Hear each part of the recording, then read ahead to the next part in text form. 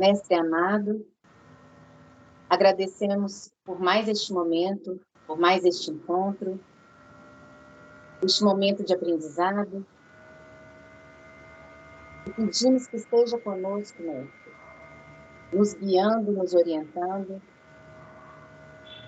para que a gente aprenda o que precisamos e que possamos levar todo aprendizado para o nosso dia a dia, nos tornando cada vez mais pessoas para te servir melhor. Esteja conosco em todos os momentos e que estejamos abertos a receber todos os ensinamentos.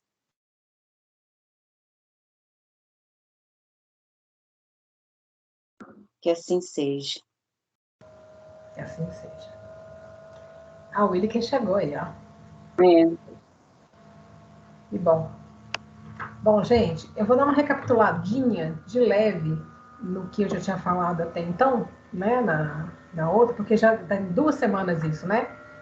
E eu acho que como teve uma interrupção, né, por causa da reunião presencial, a gente perde um pouco o ritmo, né? Então, eu vou recapitular só até a parte que eu comecei a falar daquela parábola, né? E a gente vai retomar a parábola de novo, tá? Então, vamos lá. Então, pelo que o texto nos falou, né? Nenhum espírito está abandonado por Deus e a espiritualidade está sempre amparando, mesmo nas situações e lugares mais trevosos e de sofrimento, promovendo visitas frequentes para convocar todos os espíritos à renovação espiritual. Em alguns casos, a espiritualidade impõe sua ajuda, retirando compulsoriamente do vale, mas alguns espíritos rebeldes ressentem desse ato. Porém, essa negação, essa ajuda, não muda, ou seja, não altera a conduta dos trabalhadores do Cristo, que pelo trabalho e esforço constante, conseguem, ao longo do tempo, alcançar o intento de fazer a vontade de Deus. Então, é um trabalho que demanda, né, persistência, né? E não se pode preocupar com a questão, em botar uma meta, em 2 meses tem que tirar não sei quantos das trevas. Não é assim que funciona, né, gente? Cada um no seu tempo, no seu ritmo. Nas zonas tenebrosas, não só se encontram espíritos infelizes e sofredores, como também espíritos endurecidos no mal, que promovem a desarmonia. Então, você vai achar uma gama imensa de espíritos ali, desde os que estão realmente completamente confusos, completamente vencidos, né, vamos dizer assim, em termos espirituais, e também aqueles que estão ali para promover o mal e que a coisa se mantenha ou piore no estado, né? A evangelização se inicia com um acender de foco de luz intensa, né? Que eles acendem uma luz intensa no vale escuro, né? E também pela leitura em voz alta de um trecho do Evangelho, nesse caso a parábola do homem rico, né? E aí, retomando aquela parte que a gente estava, né, lembrando da história da parábola do homem rico, não sei se vocês lembram, né? Que era um rico que vivia na opulência, na riqueza, e todo dia o mendigo Lázaro vinha comer das migalhas dele, né? E quando ele desencarnou, o mendigo estava numa situação muito melhor que a dele, e ele estava no Vale das Sombras, né? E aí tá falando a gente estava falando do emprego da riqueza, né? Então, o emprego correto da riqueza impulsiona o progresso através dos trabalhos desenvolvidos pelo homem. Com efeito, o homem tem por missão trabalhar pela melhoria material do planeta. Cabe-lhe desobstruí-lo, saneá-lo, dispô-lo para receber um dia toda a população que a sua extensão comporta.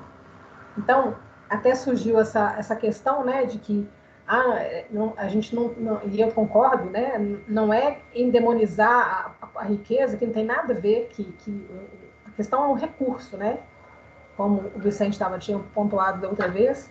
Tem gente que vai precisar de um carrozinho simples, tem gente que vai precisar de uma picape, tem gente que vai precisar de um avião, tem gente que vai precisar de um helicóptero, de um navio, não interessa. O recurso ele tem que chegar, né, para movimentar essa riqueza. E essa riqueza, ela promove o progresso, né? Então, cabe a nós, em cada encarnação, dependendo de como que a gente, qual que é a nossa programação, é fazer o melhor dentro daquilo que a gente já tem de recurso, né? Então, ninguém, por estar limitado a uma questão material, está limitado por questões espirituais. Nós temos condições de ajudar quem quer que seja, de qualquer jeito, não é só de forma material. Então, a gente às vezes fala assim, eu não posso ajudar, não tenho recurso, não tem condição, né? E na verdade isso é um engodo, né? A gente fica se enganando a esse respeito, né? Então, a atividade que esses mesmos trabalhos impõem amplia, desenvolve a inteligência, e essa inteligência que ele concentra primeiro na satisfação das necessidades materiais, pode dará mais tarde a compreender as grandes verdades morais, sendo a riqueza o meio primordial de execução. Sem ela, não mais grandes trabalhos, nem atividade, nem estimulante, nem pesquisas. Com razão, pois, é a riqueza considerada elemento de progresso, como falei. A gente não pode... tudo tem um motor ali para funcionar, né, no caso. Então, mesmo que a pessoa, o espírito, num primeiro momento, o motor principal dela seja o conforto material primário dela, né? Mas vai chegar num ponto, como a gente já viu em vários casos de pessoas famosas que a gente conhece, que já ganharam todo o dinheiro que podia ganhar na face da Terra, e às vezes entraram em depressão, entraram em questionamentos muito mais espirituais, ou seja, saneou a questão básica de material que a gente tem, porque a gente fica assim, a minha preocupação é matar um leão todo dia para poder dar conta de pagar os boletos, me manter, pagar moradia, alimentação e tudo mais. Então, a sua energia está toda voltada para essa área. Talvez, nessa encarnação, o seu desafio seja esse correr atrás, né, de se manter. E nem sempre vai ser tão fácil, né? Mas tem pessoas que têm riquezas absurdas e estão muito felizes. E até o próprio Ezequiel falou, né, na última fala dele, foi bem isso, né? Do pai lá que tinha ficado... Tudo que ele encostava virava ouro, vamos dizer assim, né? E que no final os filhos estavam brigando tanto por causa de herança, querendo que ele morresse, virou uma discórdia tão absurda que ele enterrou o ouro dele, né? E a única pessoa que amava ele de verdade era a filha, né? Então, até que ponto, né, a riqueza promove ela promove progresso, mas se você não souber usar, né, ela também vai promover discórdia, vai promover, como diz, problemas muito piores, né? Vamos dizer assim. Então, deixa eu continuar aqui só um minutinho. Alguém quer pontuar alguma coisa? Está em dúvida? Não. Então, interpretando, né, esse rico e o Lázaro personificam os extremos de duas classes socioeconômicas existentes na humanidade. Uma possuidora de recursos e facilidades concedidas pela riqueza, bens, né, vestimentas, alimentação, conforto, e a outra pobre portadora de dificuldades decorrentes da privação ou escassez de bens materiais. Extrema pobreza ou miséria, enfermidades, fome, né, ausência de cuidados básicos de saúde, né, no caso do Lázaro lá, ele não tinha nem como cuidar das feridas dele, né, os cães que lambiam as feridas dele. Então, nós vamos perceber que o aprendizado é para todo mundo. Então, assim, uma hora eu posso vir rica, no outra eu posso vir miserável, eu vou vivenciar as duas. É necessário que haja as duas, eles entre um extremo e o outro, né, uma gama absurda de graus ali entre a riqueza maior e a pobreza miserável mais absoluta, né? Mas é porque ainda a nossa condição é de experimentar isso, né? A gente não sabe lidar nem com a pobreza nem com a riqueza. Então, nosso aprendizado, nós vamos estagiar, eu acho que várias vezes, né, alternando essas duas posições em vários momentos da nossa existência espiritual. Aí fala, este rico que vestia de púrpura e que todos os dias se regalava esplendidamente é o símbolo daqueles que querem tratar da vida do corpo e esquecem-se da vida da alma. Então, assim, a gente nem pensar em quantos momentos da vida da gente a gente só priorizou a questão material e se esqueceu, de alguma forma, do lado espiritual, né? E aí, em alguns casos, a dor vai visitar a nossa vida para poder dar uma lembrada, tipo assim, olha, você ainda não está pensando nisso, você não está dedicando sua energia para isso, né? Aline, Oi. Aline, qual que é o capítulo que você está estudando? É porque ele é no capítulo 8, só que ele fala da parábola do rico e do Lázaro. E eu tô adentrando, né, um pouquinho nessa questão, porque muitas dessas questões do rico e do Lázaro são questões que às vezes levam a gente lá pro abismo, né, das trevas, porque a gente fica só preocupado com as questões materiais e esquece da questão espiritual. E aí, quando a gente desencarna, a gente vai parar no fundo do poço absurdo e não sabe nem por quê. Por quê, Vicente? Você acha que eu estou perdendo tempo falando disso? Eu acho que tá falando muito sobre. Eu acho que a gente devia focar mais no livro. Até porque quando surge alguma dúvida, igual surgiu na semana passada, então traz uma ilustração, beleza, né? Uhum. Até porque eu acho que todo mundo tem que fazer seu estudo à parte, né? Senão a gente foca muito numa parte só e aí a gente vai perder. Até porque essa parte desse estudo aqui tem muito ponto interessantíssimo. Uhum. Né?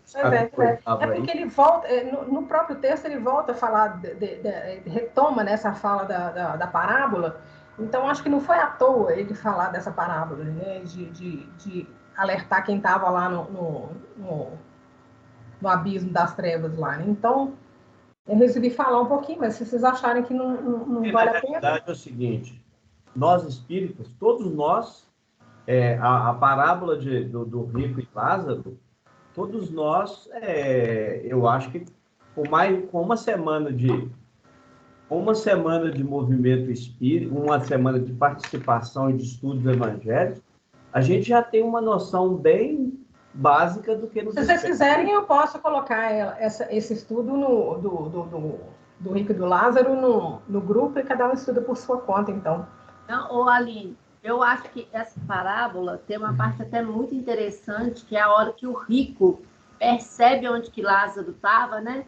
Uhum. E pede a Deus que ajude os parentes dele, que ele começa eu ia chegar lá nessa parte, mas... Pois é, e eu achei essa parte muito importante. Quando ele chega lá do outro lado, que ele percebe tudo, ele quer que vão até a casa dele e avise toda a família. E alertem os familiares, exatamente. É muito bacana. Pois é. Bom, mas depois, se vocês quiserem, eu disponibilizo lá no grupo e aí vocês dão uma olhadinha lá, mas é porque ele volta tanto nesse assunto lá na hora que eu achei que fazia parte da doutrinação dele ali na hora, né?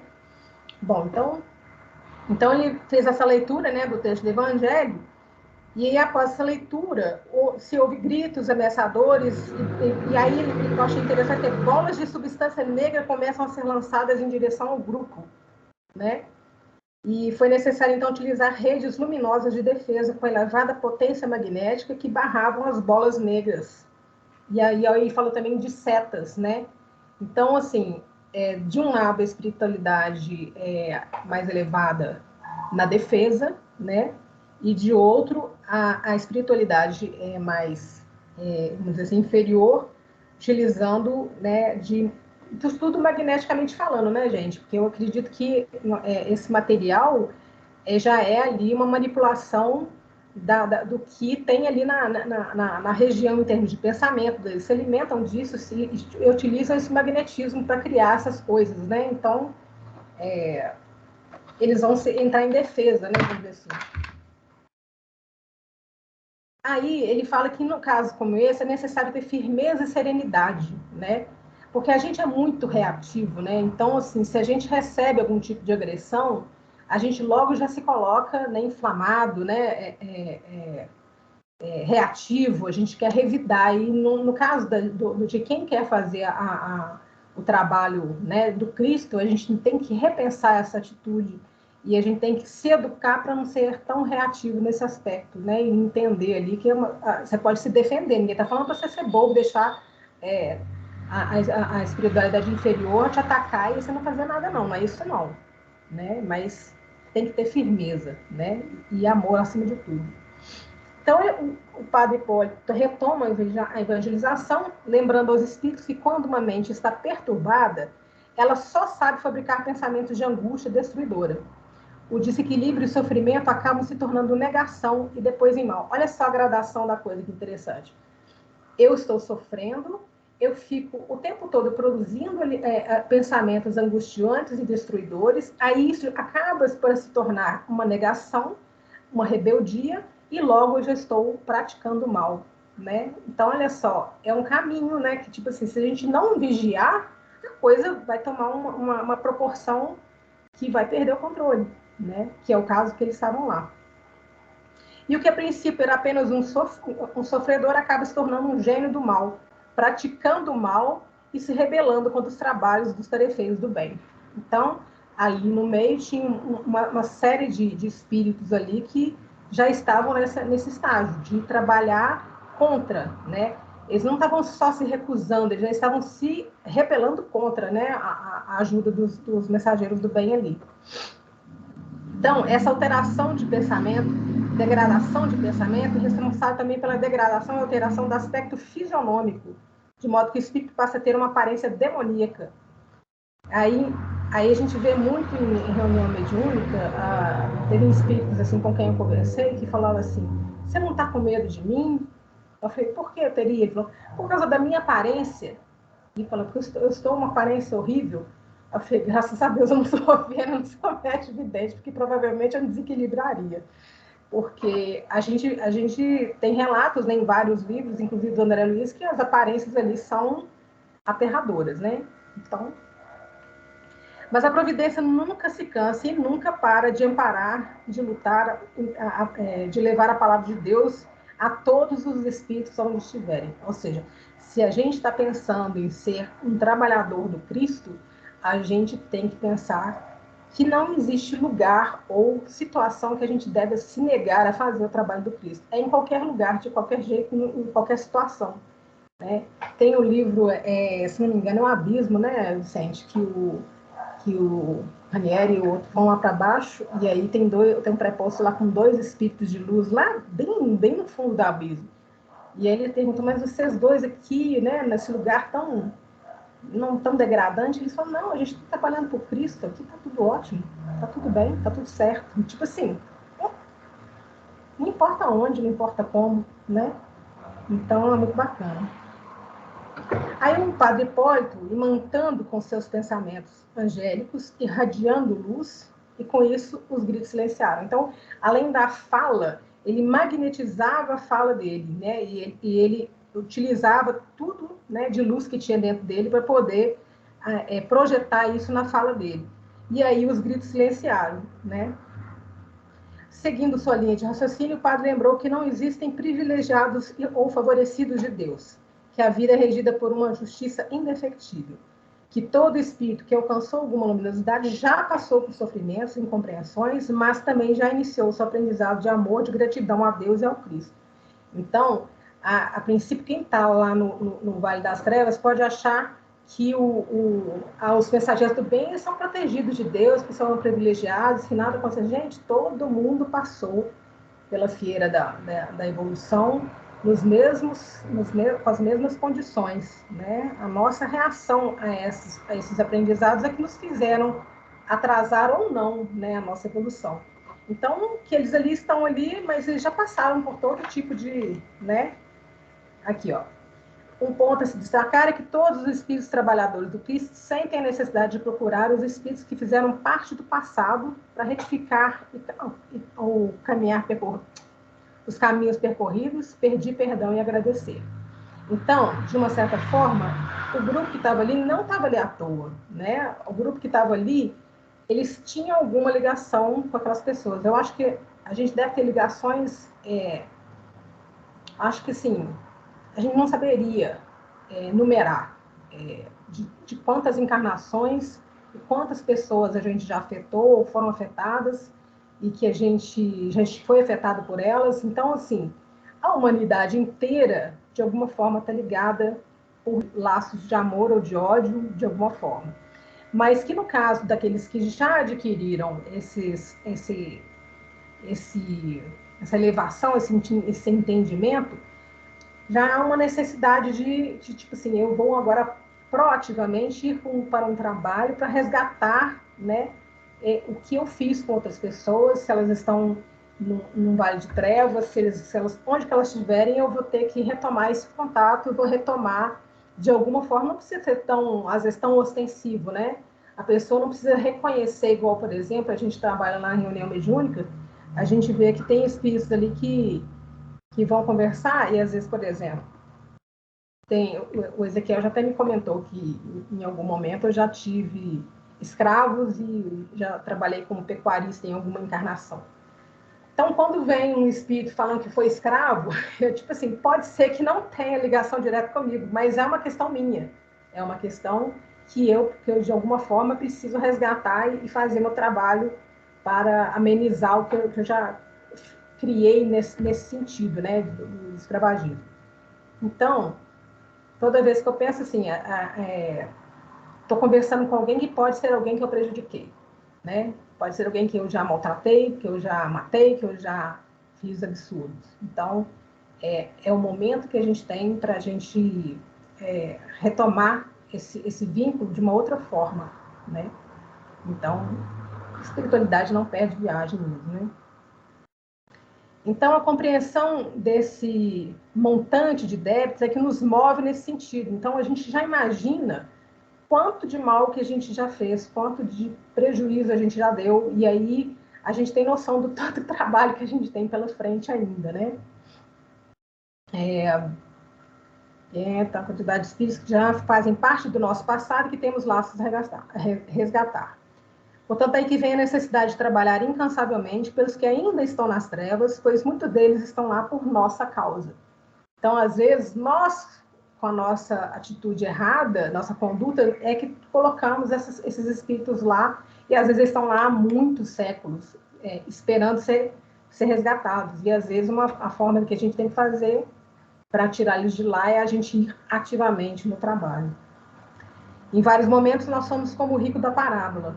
Imaginemos a multidão de espíritos que desprezamos e, com isso, criamos um vínculo de ódio, de dor, criamos novas dívidas e, por isso, no futuro, nós mesmos estaremos nas zonas trevosas suplicando auxílio e misericórdia desses mesmos espíritos que já alcançaram posições mais elevadas, pois o inferno é a construção mental em nós mesmos. Então, a gente fica pensando assim, mas hoje eu sou bom, eu sou bacana, eu já penso no próximo, tá, mas tem um passado ali que não tem como, tá ali aquele elefante branco na sala.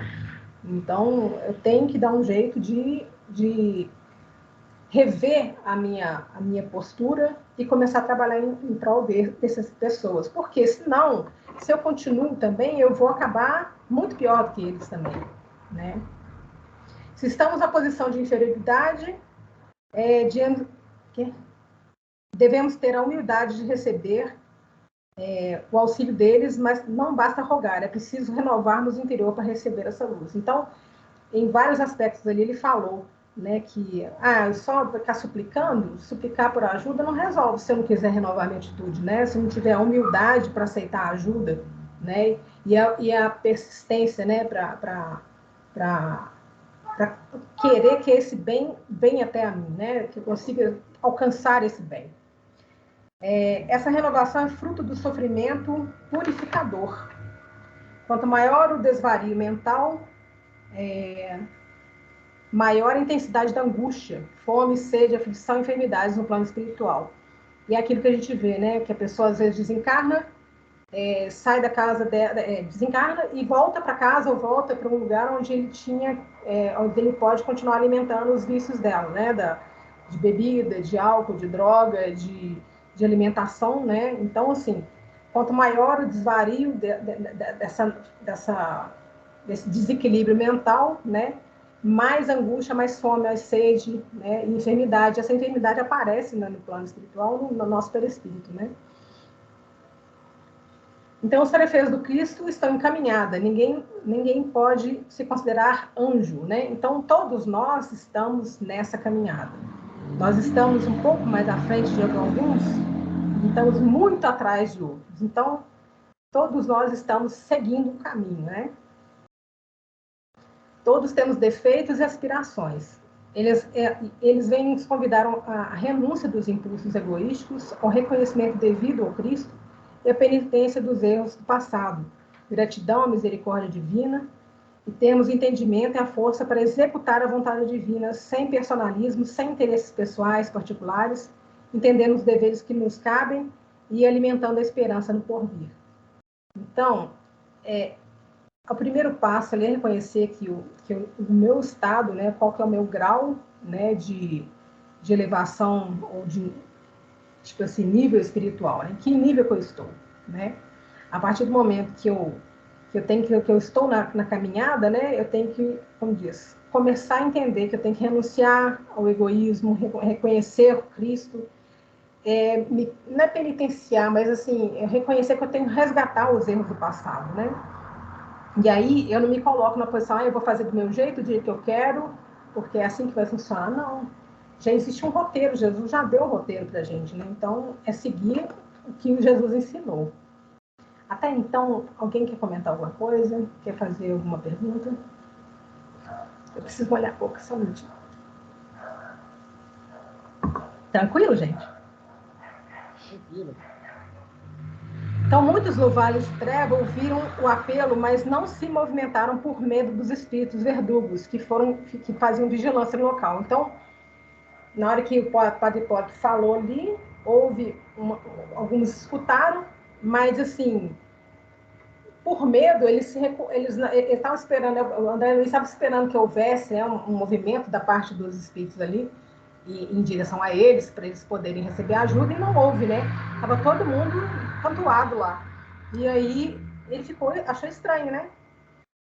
Aí ele viu que tinham os espíritos verdugos que faziam vigilância no local, que eles se manifestaram contrários aos terefeiros do Cristo, e começaram a gritar, blasfemar e tal, e gargalhar impropérios, né? Alegando não saber onde está Deus, perguntando onde fica o céu prometido pela religião, onde está Deus que supostamente não se condói das suas necessidades, né?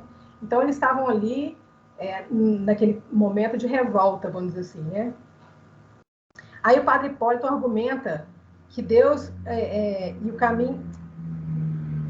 caminho para o céu estão dentro de nós, que apenas não estamos ainda em uma condição evolutiva que nos permite sintonia e identificação com os planos superiores, ou seja, se eu ainda não vi Deus, é porque eu não busquei, eu não estou fazendo por onde, né?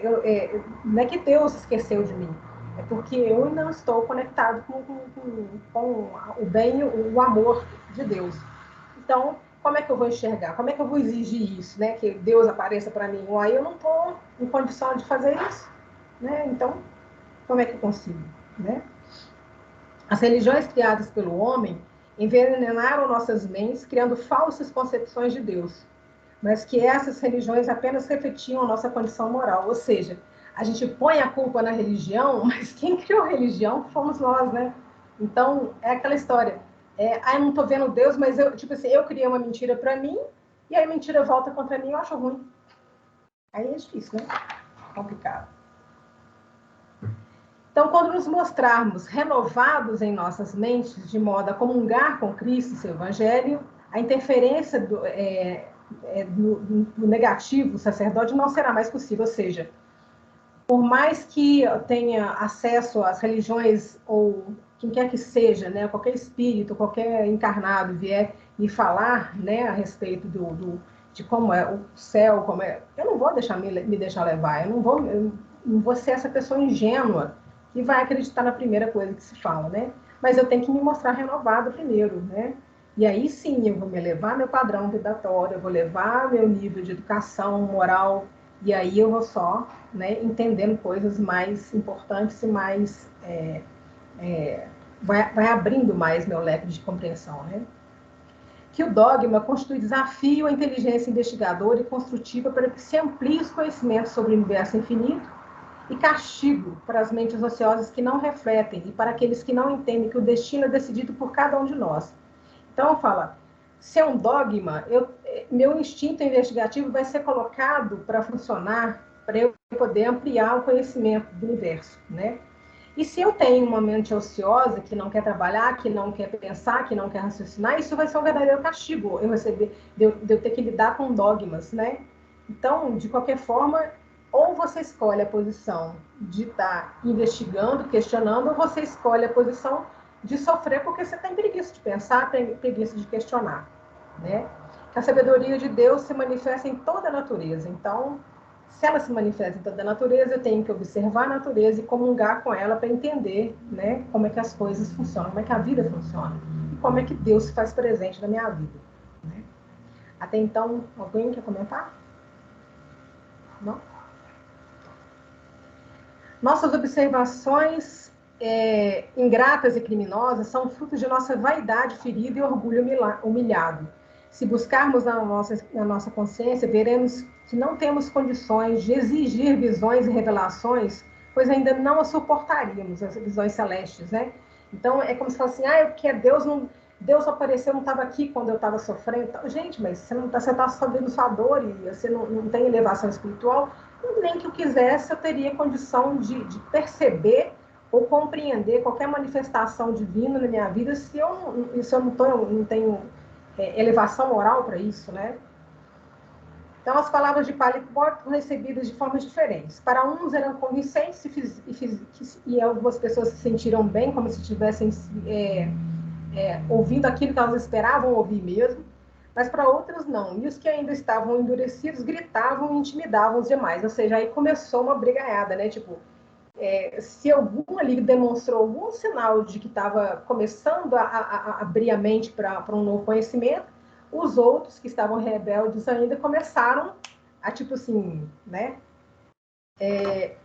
Aí ele fala uma coisa que eu achei interessante. Não havia ali crianças, né? Aí eu fui pesquisar isso e por que ali não havia crianças, né? Aí tem duas opções ali. No livro Entre a Terra e o Céu, existe colônias especializadas, né, em receber crianças, né? E no livro Voltou de Irmão Jacó, aí ele fala de uma colônia em que a filha é professora, né, de crianças, né? Então, quando o espírito desencarna em situação infantil, né, se ali não tem nenhuma revolta ainda, né, se não tem nenhum desequilíbrio muito absurdo, ela vai ser amparada numa colônia especial, né? Do contrário, ela automaticamente ela perde a forma infantil e volta a ser a forma que era adulta, né? E aí que aí se ele tiver muito desequilibrado, ele pode ir para essa parte do Vale das Sombras, né? Ou se você tiver alguma coisa a falar a esse respeito, se já tiver alguma coisa a acrescentar, porque eu lembro do livro Entre a Terra e o Céu, e até isso é uma coisa que gera uma polêmica absurda, né? Porque a gente acha que, inclusive em reuniões mediúnicas, você já deu pano para a manga demais, porque tem espíritos que se manifestam ali como crianças, e eu já entendi vários, assim, e o Ezequiel falou que não existe isso, que não é levado nada, que o médium é que interpreta desse jeito e acaba colocando um tom infantil na coisa, mas que eles não são, que não é infantil de verdade, né? Como é que é isso para você? Você tem alguma coisa a acrescentar?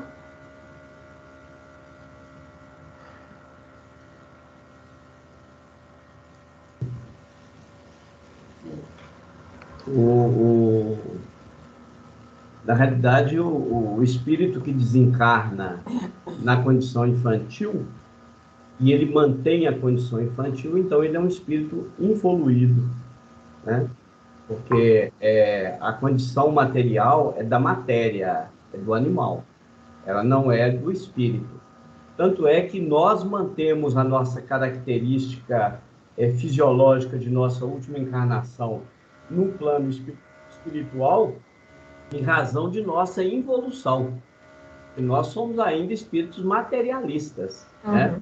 Então, por isso que a gente mantém essa característica, porque nós precisamos do protótipo físico para reconhecer o outro, né? Então, isso é um materialismo, porque o espírito não tem uma forma definida, não tem.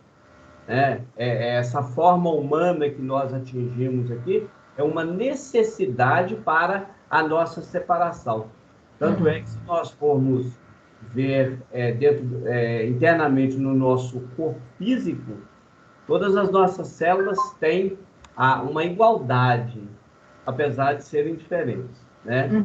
Então, assim, isso é realmente uma necessidade. E tanto é que esses espíritos, nessas colônias, quando eles precisam de retornar, eles têm uma programação reencarnatória e tudo mais, mas eles não participam de nenhum projeto reencarnatório, é praticamente uma reencarnação compulsória. É isso que eu também... Isabel levantou. Eu vou ter que discordar do meu marido. A Estela... Porque a palavra involução não cabe. Ele não regride. Ele pode estacionar, mas ele não regride. Então, quando o espírito, quando a criança desencarna criança, ela vai ser acolhida pelo plano espiritual e vai ser levada para as colônias infantis, né? Onde ficam as crianças. Em caso de manifestação de criança em reunião de desobsessão, não pode. Eu li... mas não é isso que eu vejo, não, viu, Estela? O que eu mais vejo, eu já cansei de atender ela.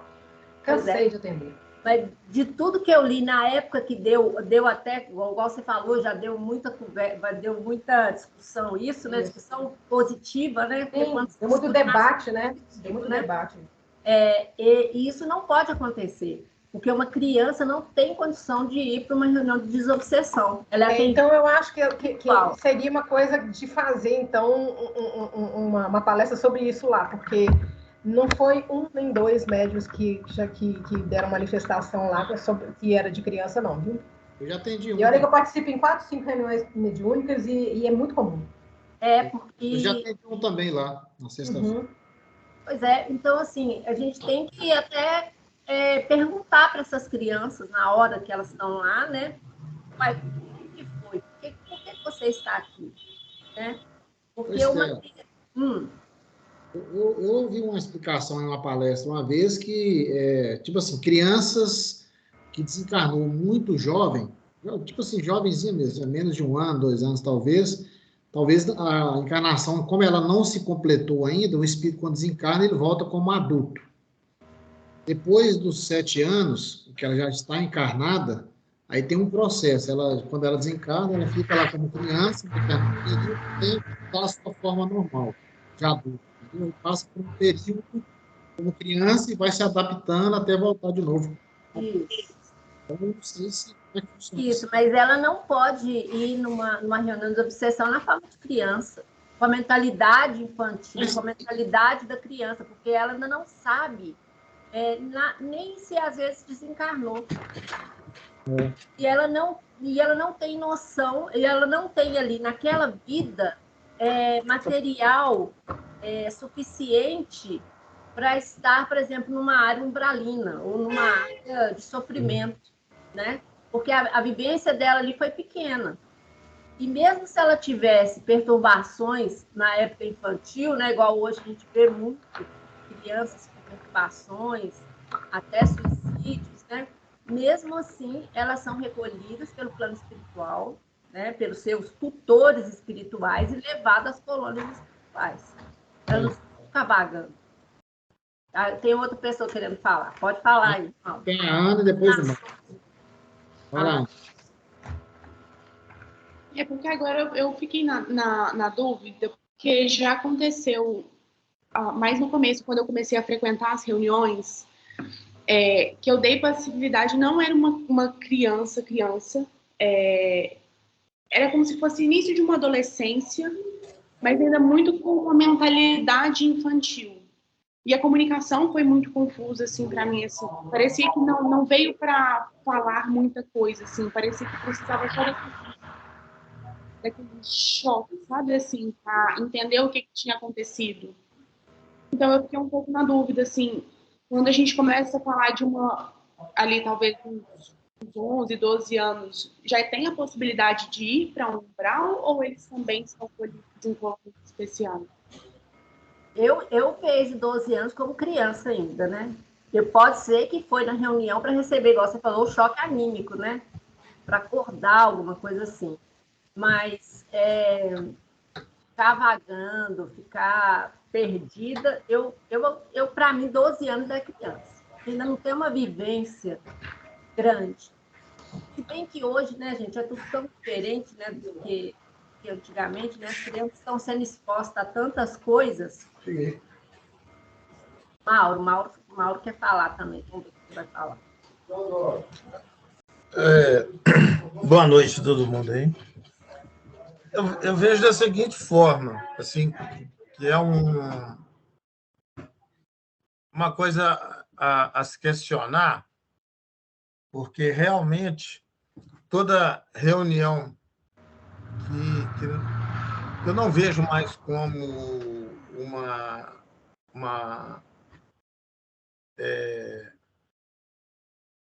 reunião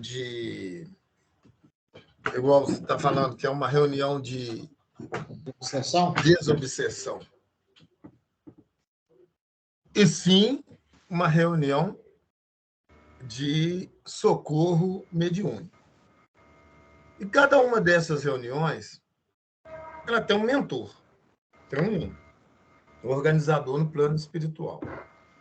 Se eles permitem a manifestação dessa condição de criança, a gente teria que entender melhor, e talvez a gente fala sempre o nome do Ezequiel, porque da reunião a qual eu participo, pode ser até negligência minha ou incompetência mesmo, eu não sei quem que é o mentor da minha reunião, quem que é o responsável espiritual daquela reunião que eu participo. Então, levar esse questionamento para eles trazerem para a gente. Eu já levei para o Ezequiel, e ele fala que é um equívoco do médium, que não deveria ser assim, que ele está interpretando mas aparece, eu já atendi lá que a criança está procurando a mãe. Eu já atendi foi um caso de Mauro, eu já atendi, já perdi a conta de quanto. Mas aí eu já conversei com, por exemplo, a Jane e o Zé Augusto são da quinta-feira, né? Já aconteceu na quinta, já aconteceu na terça, já aconteceu na sexta, entendeu?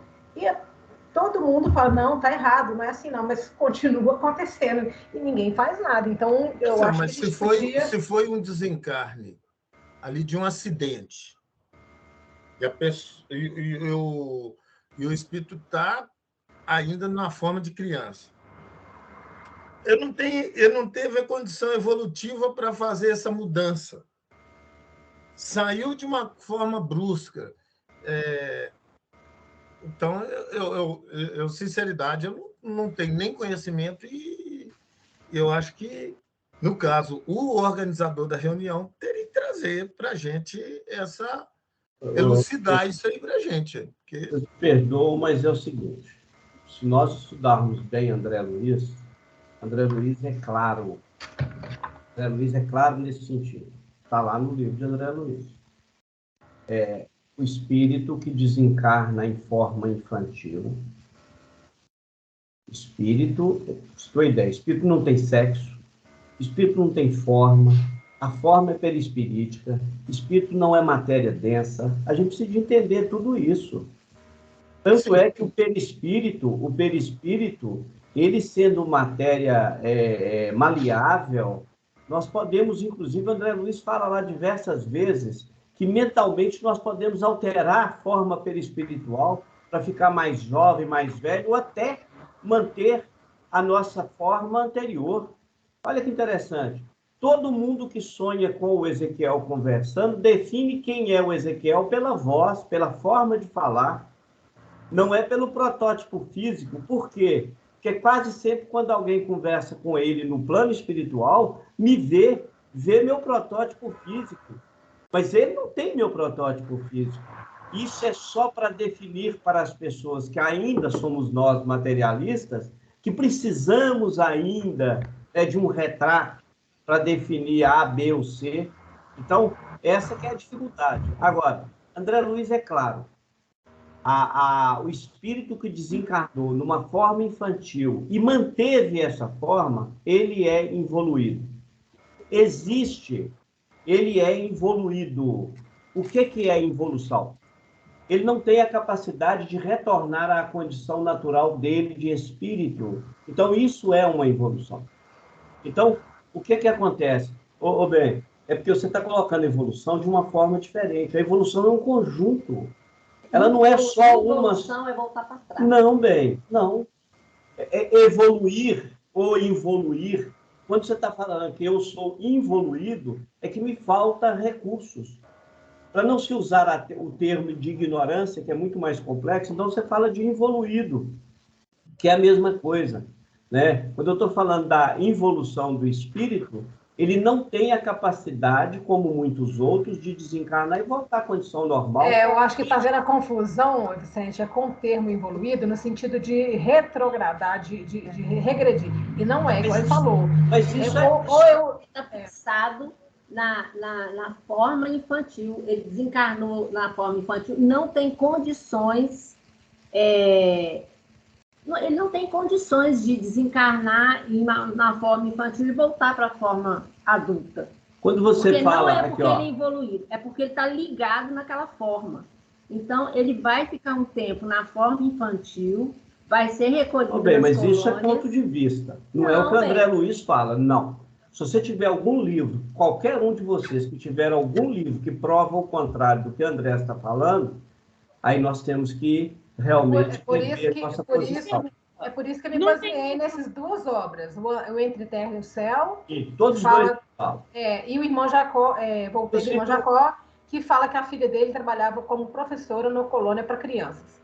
Sim. E aí, então, aí já está caracterizado que as crianças têm um local específico para elas, no caso, espíritos que se colocaram nessa situação infantil e que não estão muito presos a isso. Não quer dizer que são espíritos ruins ou inferiores ou coisa parecida. Só não tiveram condição de sair dessa situação. Mas, igual eu tô falando, e os que são endurecidos demais no mal, eles automaticamente retomam a forma adulta e já, por lei de atração, vão para as zonas de trevas mesmo. Por isso que não há crianças no Vale das Sombras. Inclusive, no livro que você citou aí, do André Luiz, se não me engano, chama Lar de Maria. O Júlio, né, vai para lá para ficar... Lar de Maria, onde o Júlio vai. E lá, inclusive, o André Luiz faz alguns questionamentos para a mentora, porque ela precisa de sair para fazer alguns trabalhos, aquele negócio todo, até para ajudar o Júlio na recomposição dele, para ele poder reencarnar. A gente estudou isso. Agora, o que acontece? Ela deixa claro para ele, todas as vezes com o André Luiz, inclusive tem um ponto onde o André Luiz pergunta, mas toda criança que desencarna vem para cá, a resposta dela é o seguinte, assim, não podemos generalizar nada. Está lá escrito. Tudo a gente tem que pensar que cada caso é um caso. Depende da situação, depende do contexto, né? Mas, regra geral, igual eu estou falando, regra geral, pelos livros do André Luiz, a gente percebe que se o espírito se mantém em estado infantil, ele vai para uma colônia específica.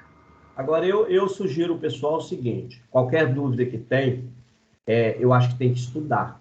Porque eu observo que muitos dos companheiros leem. Ler é uma coisa, estudar é outra. Né? Você pega esse capítulo que você está falando aqui, ó, aqui tem pontos maravilhosos do que o Padre Hipólito está falando para o nosso dia a dia aqui na Terra.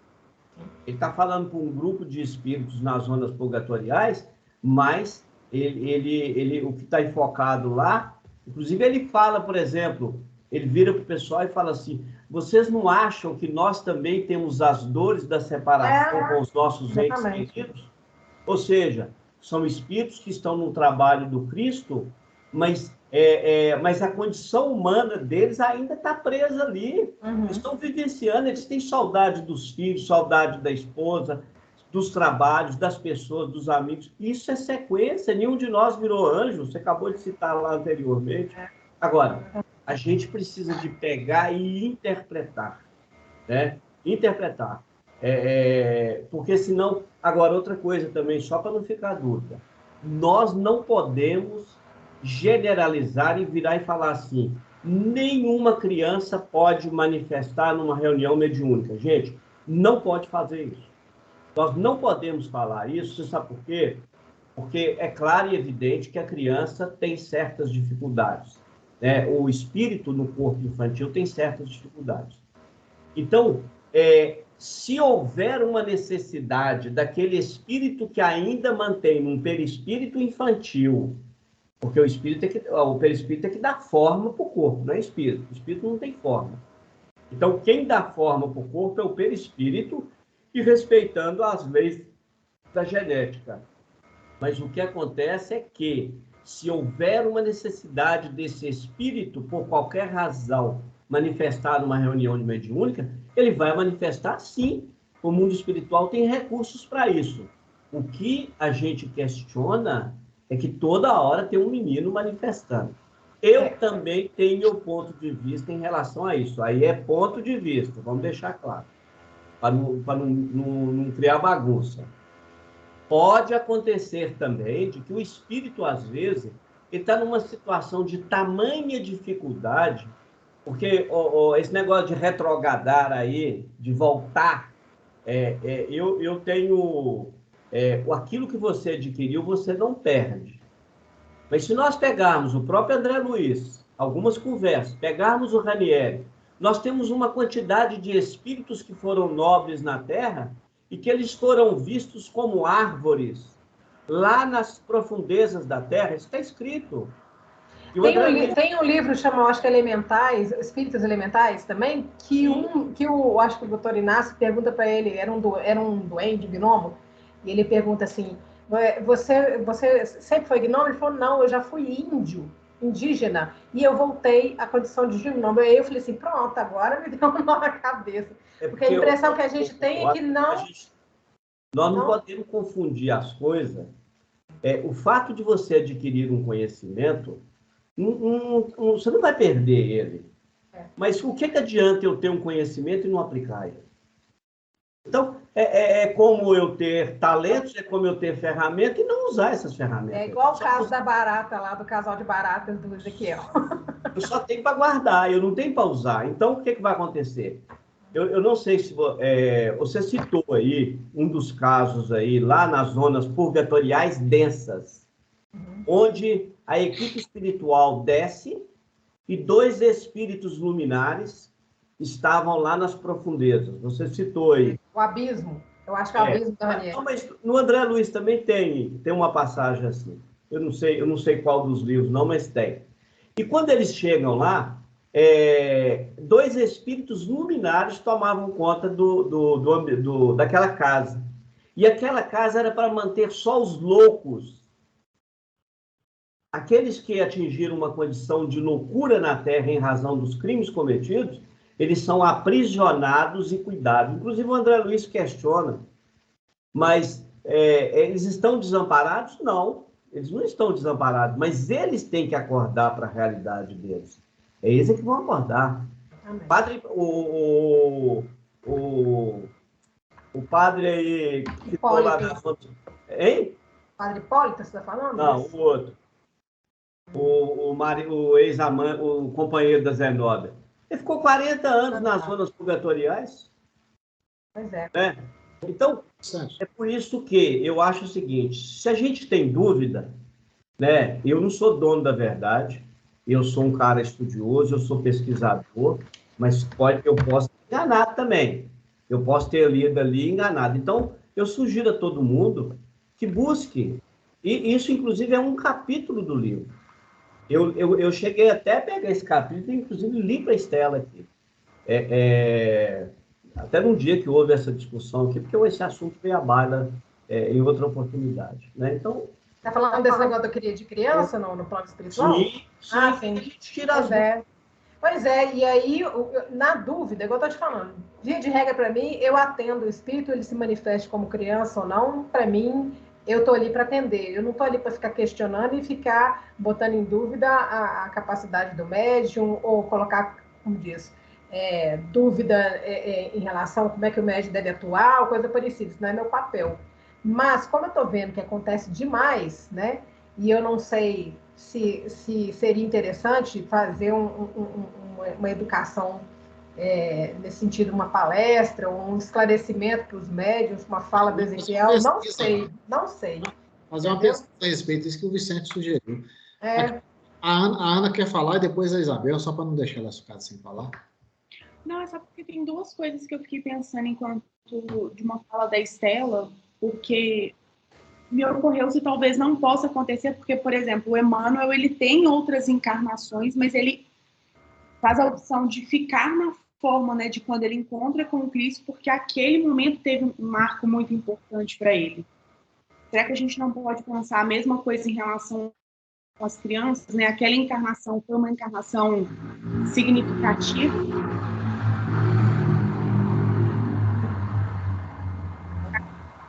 O final não só que eu falhando aí essa fala. Finalzinho, nós não passou um carro aí, nós não escutamos. Ai, desculpa. Se talvez assim, a última a encarnação que ele estava como criança, se não foi para ele significativa ao ponto dele se manter naquela forma, né? Igual acontece com o Emmanuel, né? Ele faz essa escolha por um motivo específico. Ou até por fuga, né? Que às vezes a pessoa quer se manter infantil para fugir da realidade, simplesmente. Mas eu penso assim, sabe, Aline? Eu penso assim, ó, esse é o meu pensamento, não tem embasamento, não. A gente vê, por exemplo, que o Chico Xavier, eu acho que ele trouxe algumas cartas, né, de crianças, tipo assim, dando notícias, né? Filhos, né? Dos filhos, para as mães. Talvez seja para um conforto para as mães, talvez. A mamãe está bem, aquele negócio todo. No caso da reunião mediúnica que a gente participa, será que não tem alguma coisa a ver conosco também? Não, eu acho que essa coisa que a Ana falou foi uma coisa que me chamou atenção. Porque, às vezes, o espírito desencarna como criança, é acolhido ali nas colônias, mas fica um tempo ali e fica resistente a essa aparência. Não que ele possa escolher estar assim, igual o Emmanuel, que o Emmanuel já é um espírito evoluído, né? Mas esse espírito, mesmo depois que ele sai dessa colônia, ele já sabe que ele não é criança, mas ele quer manter esse estado infantil, né? Por achar mais fácil, às vezes, a comunicação. Ou uma fuga. Então, eu estou vendo, essa coisa que a Ana falou chamou atenção, e pode ser isso. A Isabel quer falar também. Pode falar. Na verdade, é uma pergunta bem assim, eu acho que talvez imatura, mas é porque eu fico perguntando o seguinte.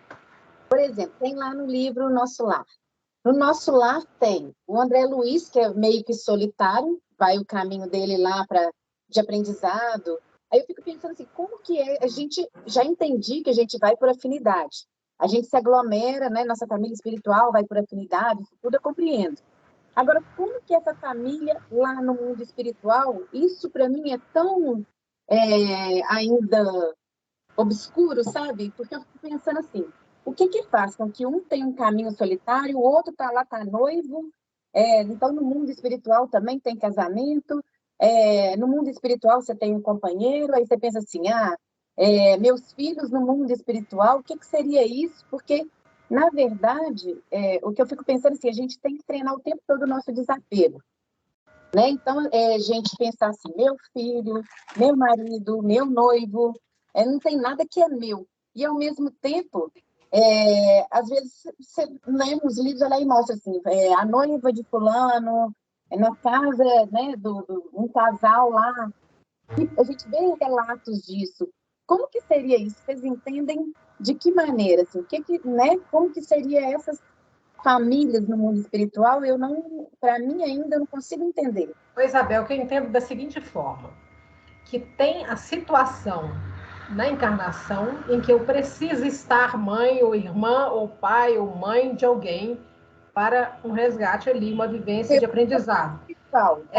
Mas, por exemplo, tem irmãos, tem tios e primos, se você for analisar, são verdadeiros estranhos para nós. A gente não tem ligação, porque provavelmente a relação de resgate. Na vida da Terra. Aí eu Pois é, mas é que tá.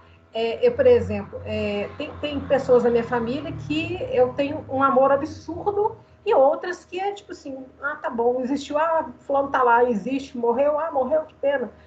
Tipo assim, não tem a proximidade. Agora, a proximidade da família espiritual é o amor, realmente. É aquele laço de afeto puro, né, e cristalino, vamos dizer assim.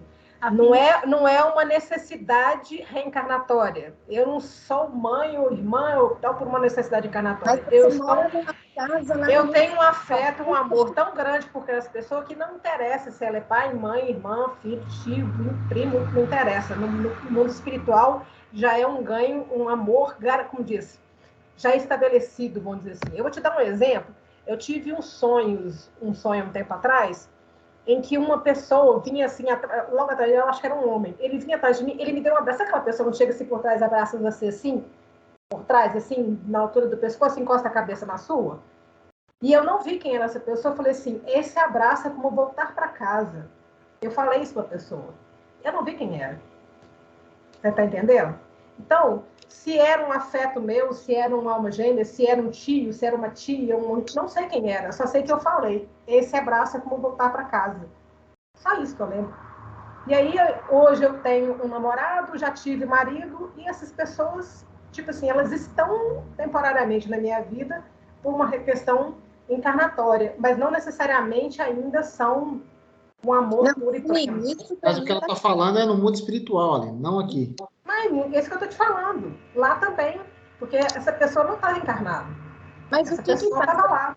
Uma casa. Você mora numa casa, mas você lá no mundo espiritual, tem uma família, tem um marido. Vai depender, por exemplo, olha só, depende muito, eu acho que depende muito, Isabel, por exemplo. Meu pai, por exemplo, já desencarnou. Mas ele já falou que minha mãe já vai pegar ele no colo quando ele reencarnar. Então, ela não vai encontrar com ele lá quando ele tiver quando ela desencarnar. Ele já vai estar aqui. Mas ela continua sendo família dele, porque ele falou, nós somos espíritos de longa data, nós estamos juntos há muito tempo. Ele falou, há muitas encarnações, entendeu? E vai continuar. Ela vai pegar ele no colo um dia, como ele falou, né, naquela reunião de fim de ano, e essa pessoa vai, como diz, vai ser, eu não sei nem se vai ser parente nosso, porque em casa ninguém reproduz assim, não. Isabel, o que eu penso é o seguinte. É um afeto. Eu penso assim, isso é o meu pensamento também, não sei se é verdade. Como a nossa vida é infinita, talvez, igual você falou aí, um momento solitário do André Luiz, talvez ele estava ali como pesquisador, um trabalhador que precisava do trabalho dele ser daquela forma. Então, ele ficou desenvolvendo aqui o trabalho dele lá sem se apegar muito à família, até porque também eu acho que a mãe dele estava numa esfera mais elevada, né? E os outros, que era mais chegado na vida, a última vida dele, estava encarnado ainda. Então, acho que ele abraçou a tarefa. Oi?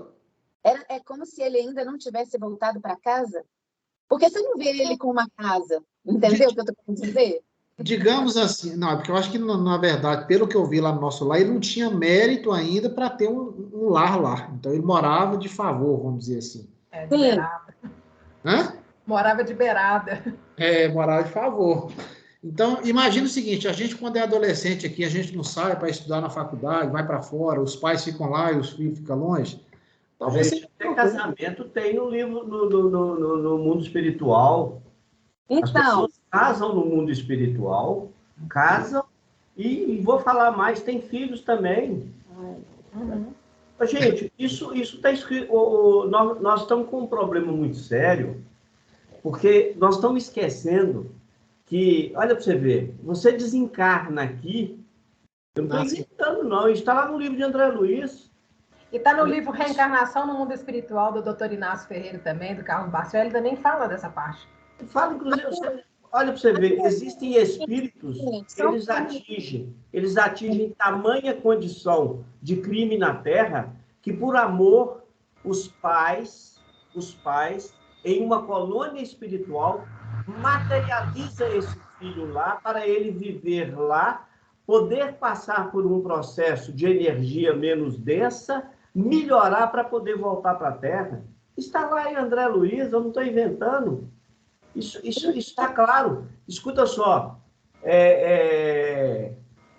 Inclusive, na casa transitória de Fabiano, deixa eu ver se é casa transitória, onde nós temos lá a história dos dois, do casal que ficou noivo, um morava em nosso lar e a menina morava... Mensageiros, não? Não, acho que não é mensageiro, não. É um deles lá.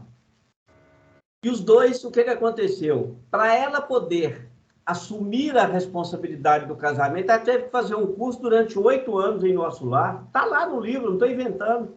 Ela fez o curso para poder, inclusive, era um encontro que tinha lá nessa... Eu esqueci o nome lá da casa transitória, mas não acho que... não sei se é Fabiano, é um outro nome. Mas aí o que acontece? Os dois reencontravam, ele vinha de vez em outra, fim de semana, ele reencontrava, ele ia para namorar, ela ia para nosso lar para fazer o curso, porque ela fazia o curso lá em nosso lar, mas ela não podia morar lá, porque as vibrações energéticas que ela criava eram contrárias à colônia nosso lar. Então, ela fez um curso, ela estava preparando para depois ela ia assumir núpcias com ele, está claro lá. Sim. Ela ia assumir as núpcias com ele, casar e morar em nosso lar. Então, a minha dúvida é a seguinte, Vicente, por que então eles são um casal, eles vão casar? E outro não tem casa, e outro tem casa, mas mora sozinho, outro tem casa... Mas é questão de necessidade. A mãe de Lísias... também? Gente, a mãe de Lísias, ela continuou casada com o Ricardo no âmbito espiritual, está lá no livro Nosso Lar.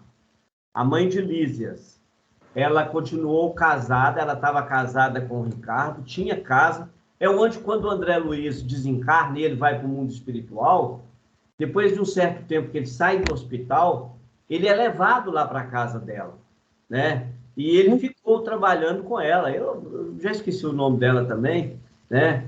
E ele ficou morando, e ela era casada com o Ricardo. Eu citei isso aqui outro dia. O Ricardo, ele reencarnou, eles faziam reuniões mediúnicas lá na casa dela, né? E ele vinha à noite, ele já tinha 9 ou 10 anos aqui na Terra, e lá ele manifestava naturalmente com o perispírito na condição de Ricardo. Mas aqui ele era uma criança com outro nome. Então, a gente precisa entender o seguinte, diz que pau que bate em José, bate em Antônio. Eu não sei se é isso que tá. Mas nós precisamos de entender que a vida espiritual, a gente tem uma mania de achar que, pelo fato de nós termos desencarnado, nós não estamos vivendo em corpo. Matéria gera matéria, perispírito é matéria. Só que é o seguinte, uma reencarnação no nosso lar, ela não acontece como acontece aqui na Terra, que a mãe precisa de usar o útero materno, não. Existe um departamento reencarnatório, onde os espíritos são gerados, então você precisa de estudar para você entender o processo. Não estou falando nada. Precisa. Não estou falando nada. Gente, todo mundo está vendo que eu estou calada. Olha eu estou aqui do lado. Eu estou aqui do lado. Então, só porque eu falei que eu não vou casar no plano espiritual. Ué, eu sei. Ô, gente, já são 19h15. Eu acho que esse assunto vale uma pesquisa da nossa parte. Eu acho que a gente pode se dedicar a isso aí durante a semana. E agora realmente falta pouco para terminar esse capítulo, mas não vai dar para terminar hoje, né? Então, semana que vem a gente termina. A gente termina semana que vem. Ô, Willi, e na quarta-feira eu falo a respeito do seminário. Mas é seu estudo, viu? Vou falar rapidinho. Pode deixar. Vou preparar. Então tá bom, gente. Vamos encerrar então, de hoje. Vou pedir a Isabel para fazer. A Isabel já fez a inicial, né? Então eu vou pedir a Estela. Então vamos agradecer a Deus esse nosso momento pedindo a Ele que nos ampare, nos ilumine nesse nosso processo, né, de evolução, e que a partir de cada discurso, de cada discussão, possamos melhorar e praticar mais, né, aquilo tudo que a gente está aprendendo. Pai nosso que estais no céu, santificado seja o vosso santo e amado nome, venha a nós o vosso reino, seja feita a vossa vontade, assim na terra como no céu. O pão nosso de cada dia nos dai hoje, perdoe as nossas dívidas, assim como nós perdoamos aqueles que nos têm ofendido. E não nos deixe cair em novas faltas, e livra-nos de todo mal, que assim seja, graças a Deus. Alô, gente. Boa noite para todo mundo. Gente, Tchau. obrigada, boa noite, viu? Bom domingo para vocês. Até quarta. Até, gente. Boa noite. Boa noite, gente. Até quarta.